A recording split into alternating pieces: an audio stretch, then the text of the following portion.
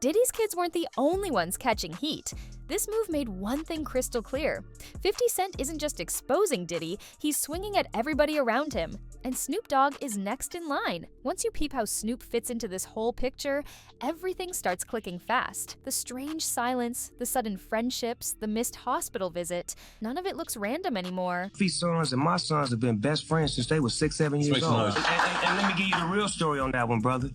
I didn't make it happen and Puffy didn't make it happen. One night I was at my house and Puffy's son was over about like 9 o'clock. I'm like, cuz, what time you going home? And he like, I'm spending the night. I'm like, did you tell your dad? He like, nah, my mom dropped me off. So Kim, rest in peace, was connecting my kids with Puff kids, and they formed a friendship and a bond. When Justin went to UCLA, my son went to UCLA. When Christian was rapping, my son was rapping. When he was modeling, they was flying over the world together. So they forged a friendship and a brotherhood that me and Puff always had. When I die, I want my last words to be, I did it. After 2 long years digging through details, 50 Cent dropped Sean Diddy Combs' The Reckoning, a documentary that zeroes in on Diddy's most disturbing allegations. Ever since it went live, Diddy's been fighting hard to get it wiped off the map. The film reportedly includes footage the public has never seen before and lays out who was allegedly standing beside Diddy while everything went down. And for the first time since Diddy's legal troubles kicked off, attention is shifting to the people who may have helped cover things up. With insiders allegedly pointing fingers at Snoop Dogg, that's where things get tense. Snoop was widely known as one of Tupac's closest friends, so seeing him later align with the man many believe was tied to Tupac's death raises serious eyebrows. This isn't a fresh take either. Industry voices have been whispering about this for years. He heard the shots, he heard everything was going on, and when everybody said they heard him say they got him, that's not just a red flag, that's a fact that somebody involved with something they shouldn't have been in, and they had a radio they shouldn't have had. So that was the first thing. Then Corrupt, they interviewed Corrupt, and Corrupt says, Snoop had the meeting and said, we not going to Vegas. So they wasn't going to Loserville, so that's basically saying like something's gonna happen.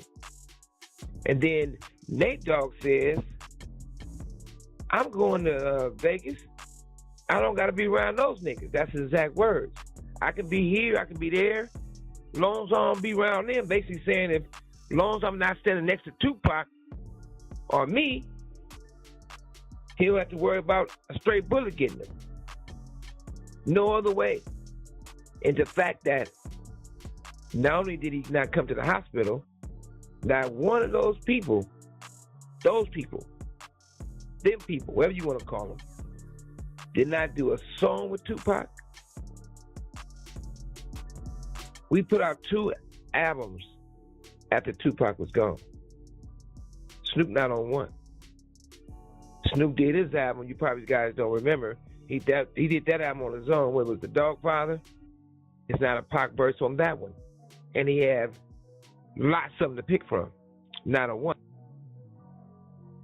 When Tupac got a star, saying the timeline just doesn't sit right. According to Suge, the night Tupac was shot in Las Vegas, Snoop was supposed to be right there. He had tickets to the Mike Tyson fight, plans were locked in, and then, last second, he didn't show. When Tupac was rushed to the hospital fighting for his life, Snoop still didn't pull up. Suge claims he had to personally call Snoop and tell him to come because the energy felt off. What happened next stunned everyone close to Tupac. Suge says when Snoop finally arrived, Tupac's mother was present, and Snoop broke down crying, got physically sick, and kept repeating that Tupac hated him and didn't want to see him.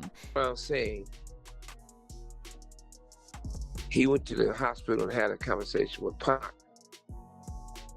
That is a flat-out lie. The reason why that was a flat-out lie, Pac had already passed away before Snoop left my house. Snoop came to my house, and he didn't volunteer to come out there. I called and told him, get your ass out here right now. He came to my house first. Tupac's mother was at my house. We walked back by the behind the 2 pool houses, guest houses, and we had the conversation that I said last time.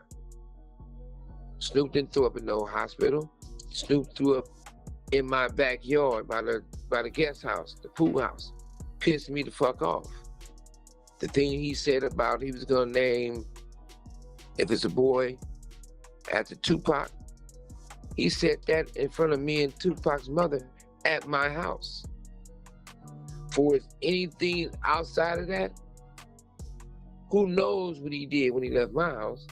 But if he went to go visit Tupac, Pac was already gone. And he didn't have no conversation with Tupac. And if he would have had I don't believe he went there, because every person went to go visit Pac, it's pictures, it's footage. No matter who went. I had never seen any pictures or footage. But what I would say 1,000%, he did not talk to Pac. He didn't have a conversation with Pac. He had already passed away. That reaction left people shaken and confused. So why would Snoop later say he spoke to Tupac when others insist he wasn't even there? Why do his stories change depending on who's asking? According to Suge, Snoop was trying to protect his credibility, and that's where the conversation gets even darker. Multiple insiders claim Snoop may have known something bad was coming and chose to stay silent. His name has allegedly popped up in discussions about the same party culture, now under heavy scrutiny in the Diddy case. And that connection is making people look back at everything with a side eye. Snoop Dogg, not again, mentioned him in December of 2020, but everybody beat the hell out of me. Screw you, that can't be true. What the hell do I know, right? And then recently it just came out again that Snoop Dogg got accused of actually trafficking children. And what did everybody do? Ooh, Snoop Dogg is at the halftime. I'm going to the halftime. But we canceled Dr. Seuss. And Jemima. Nobody mad. Nobody. Super Bowl happens. They're dripping down from the letters. The LVI. And nobody. That's fine. That's fine. Let's go to the game. Make some hot wings. It's fine. It'll pass. It'll pass, right? It's a phase. It's just a phase. But oh no, tell somebody that plastic straws are coming back and throw a fit. Let a convict get arrested. Somebody put a knee on a convict's neck and it's over. Neck of it out. Crickets. Crickets. Nothing. Everything's fine. These allegations, mixed with everything revealed in the documentary, have thrown a harsh spotlight back on Tupac's murder. And now, a renewed criminal investigation into Tupac Shakur's death has officially been launched at the request of his family. Welcome back to Court TV Live. We are following new developments in the case of the hip-hop mogul who is facing RICO charges in New York, Sean P. Diddy Combs. Court TV has just confirmed that the family of Tupac Shakur is investigating a potential link between the murder of Tupac and Sean Diddy Combs. This coming from attorney Alex Spiro, who represents Tupac's family. Now, this investigation had been previously reported by unnamed sources, but earlier today, Spiro confirmed to our Court TV team that he and a team of investigators has been hired. Sean Combs allegedly had business dealings with Dwayne Keefe D. Davis, who will go on trial next March for the murder of Tupac. This was back in 1996. Some have speculated that Diddy ordered Tupac's death. That, of course, is just a theory at this point, and we are monitoring the developments in both the Tupac murder trial and the federal indictment of Sean Diddy Combs. So a lot of information to come on that one. Let me ask you this. I get it. When you have a case that's 5 years old, it's hard to get overwhelming evidence that meets the burden of proof beyond a reasonable doubt. When you have cases this old, no matter what Fiddy has found out and put in this documentary, do you see it at all ever possible that Diddy could be involved in a murder trial when it comes to Biggie and Tupac? It could be possible, yes. However, like I said, they need a lot of corroboration to make that stick, because it's really alleged right now as to his involvement. It's not anything that's substantial or concrete that he was involved. It's personally from people talking about it and saying this is what happened. You need some more information to come forward to prove that. That alone shook the ground.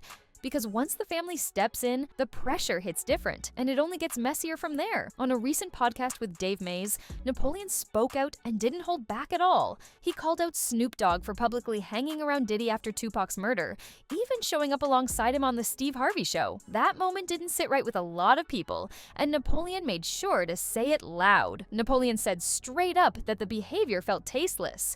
With everything that had just happened, Snoop could have easily kept his distance to show respect for Tupac's legacy, but instead, he was seen openly shaking hands, doing appearances, and moving like nothing happened, creating the image of a friendly connection that rubbed many the wrong way. Think about shared comments. And I never asked you this before, but did you have an issue with Snoop hanging out with Diddy after Tupac got killed? I always felt that was wrong. I'm gonna just keep it real. I'm talking about from that, like now, okay, you know what I mean? I'm 46, Snoop probably early 50s.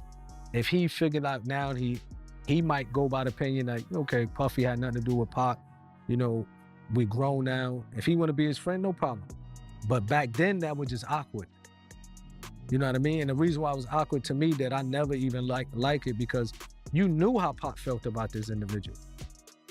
You know what I mean? Even if you don't agree with him, you probably could have said, you know what, I probably ain't gonna come out, you know, publicly with this because until things clear up, so I really know I could be certain that, you know, they didn't have nothing to do with Pac. But it's like, it was no, you know, okay, it is what it is. So that I never really respected that back then.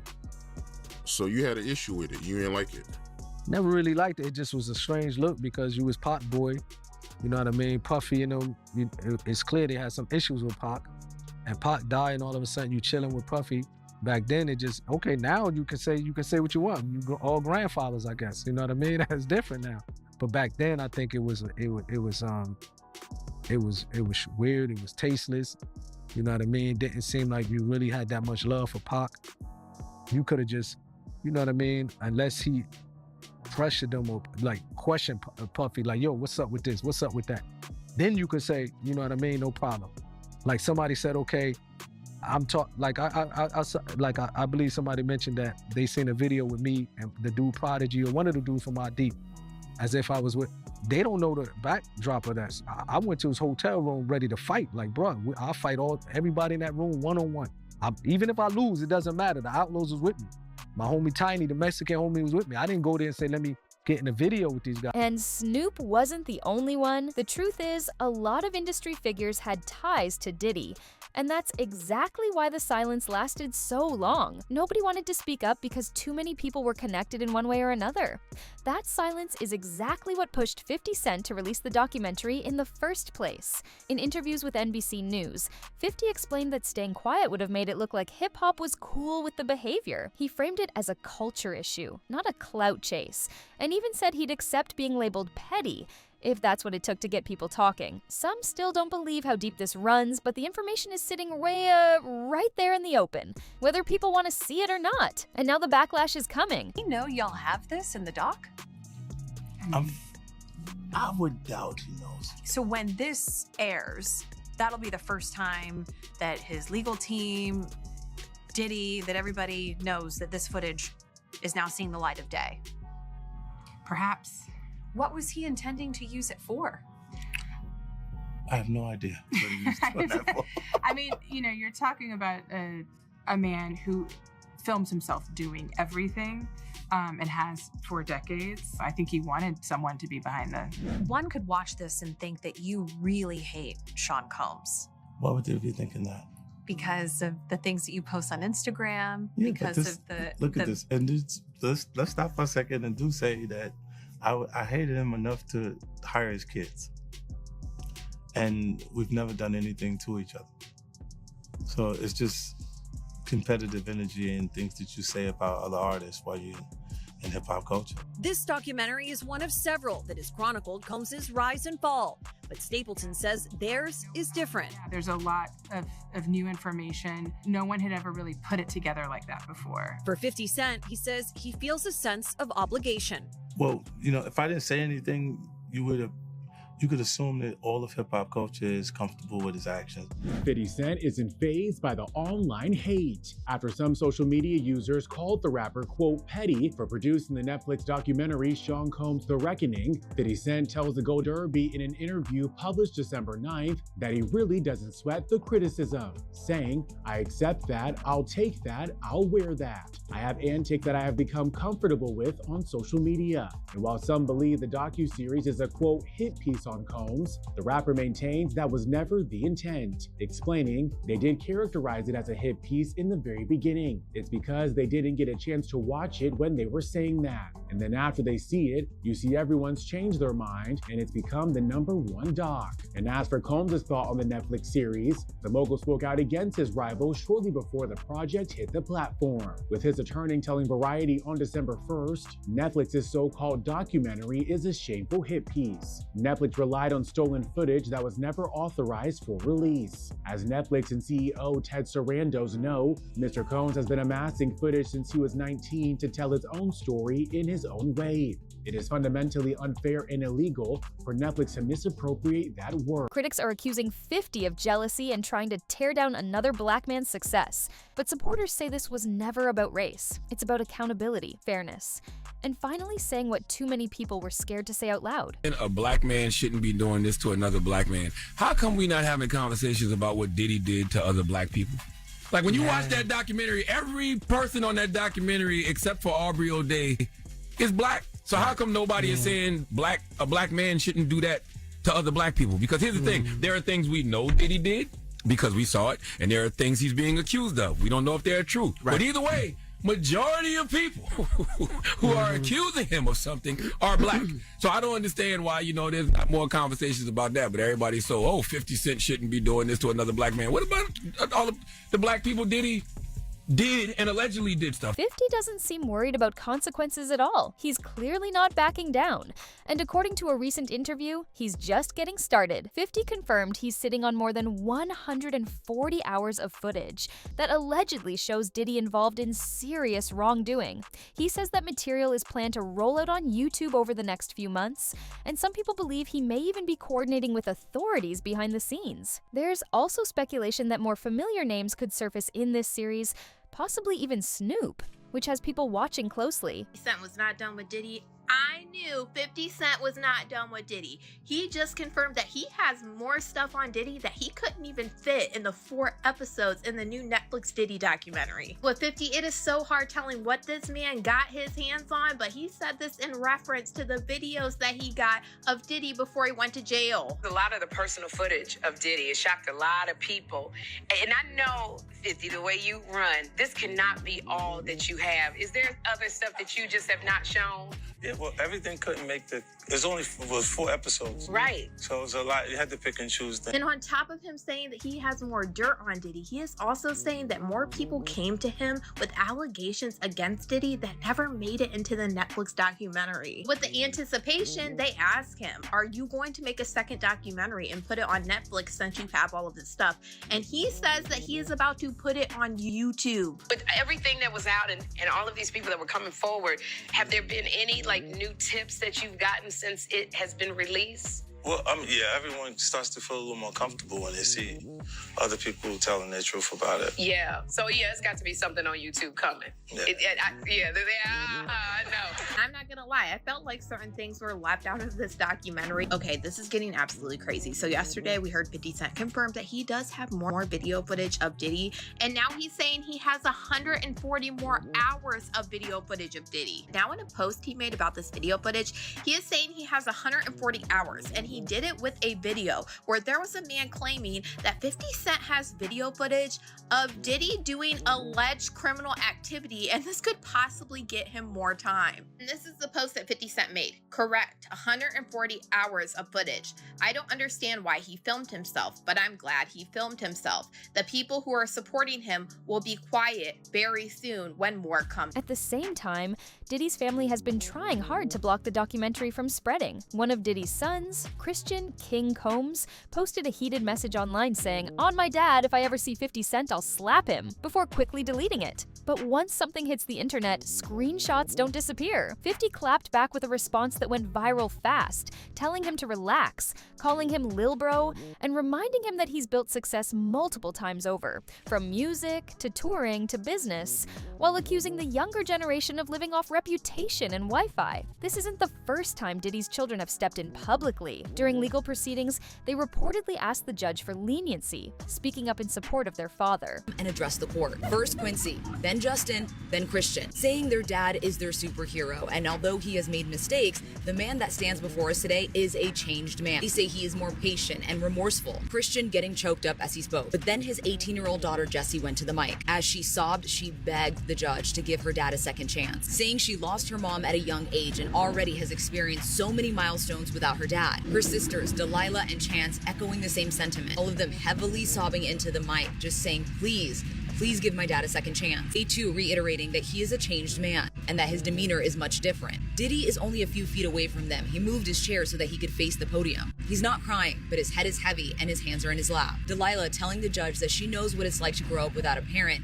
and she doesn't want this to happen to her 2-year-old sister, Love. She says every night the toddler asks where her dad is. She then asked the judge to give her dad a second chance, not as a headline, but as a human being. At this point, several of Diddy's attorneys are also wiping away tears. The judge empathetically said, I know this was difficult for you guys, but I thank you. I needed to hear this. The defense then played a 10-minute video highlighting Diddy as a father, a businessman, a philanthropist. Now, another thing I want to know is right before his family spoke, it was his attorney, Nicole Westmoreland, who was on the podium, talking about all his accomplishments, how throughout the years, Diddy has gone out of his way to help people, and how that's his purpose and calling. And then Nicole Westmoreland broke down. Through tears, she talked about his ascent through the business world, how he started the Sean John clothing company, and how he's an inspiration to his community. And then through sobs, she said, he inspired me. And since the documentary dropped, 50 has also claimed he's been receiving threats, with rumors swirling that members of Diddy's circle may be involved, though nothing has been proven. One day after the documentary aired, 50 posted that he received a bouquet of flowers from Diddy himself.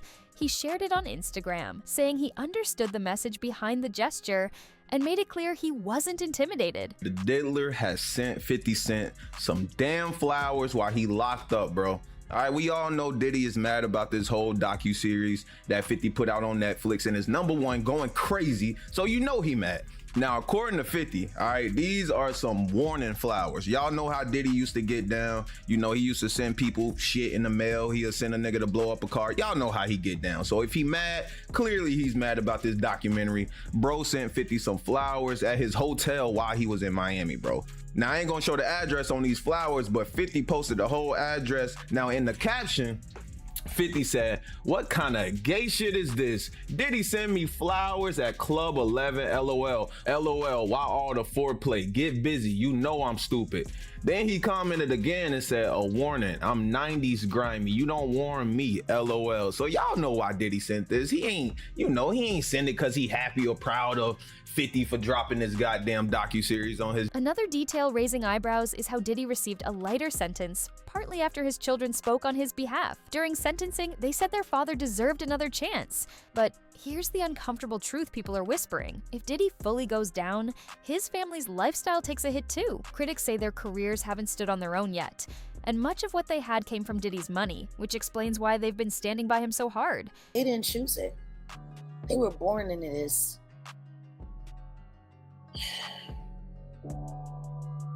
I don't think anybody's paying attention to that. The choice to that guy.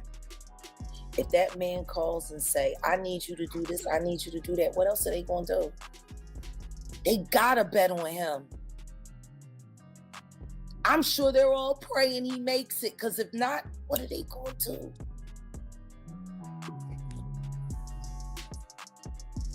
And they definitely can't count on Grandma Janice.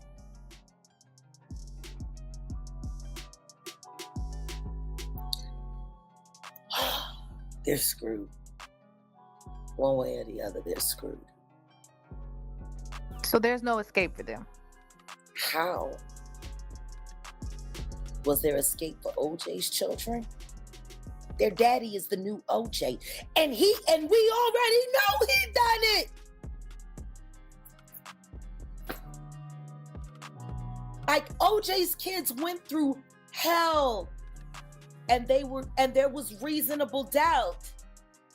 We didn't see a video of him doing anything. We didn't see him running around in a towel tonight with a, you know. We seen that with the Diddler. Right now, Diddy and his legal team are scrambling, trying every possible move to shut this documentary down. Lawyers have reportedly fired off cease and desist letters and are now allegedly threatening massive lawsuits aimed at both 50 Cent and Netflix, with numbers being thrown around that sound unbelievable. But here's the twist. 50 says all of his footage was obtained legally, no shortcuts, no games. He even posted a video on Instagram breaking down exactly where the footage came from, making it clear he's not worried. I'm getting it as your boss. Yo, man, how 50 get, blah, blah, blah. Yo, Puff, take this self doing that. Let me explain something to y'all. All right? Whether it's NDAs, whether it's whatever. When these young boys come in, first of all, he only deal with young videographers because he want to rob them, and he know that they want the opportunity to follow Puff Daddy, P. Diddy. They want that opportunity. So they get him at a low price anyway. But when you stay out so many hours a day, Puff wants a videographer with him 24 hours a day, on call. Whether we on a yacht, whether we on a ship, wherever we at, he wants to videotape that, right? So now, they come to agreement. They come to whatever the pay is going to be.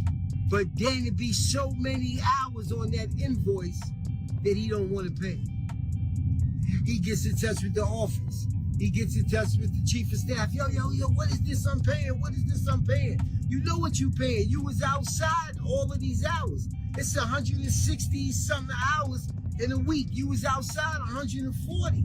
That's the invoice he put in. So now, being if you got a contract and he don't stand to that contract, guess what happens? He could do whatever he want to do with that footage. So now that footage goes to the highest bidder. And 50 had to be the highest bidder to get the, this is business.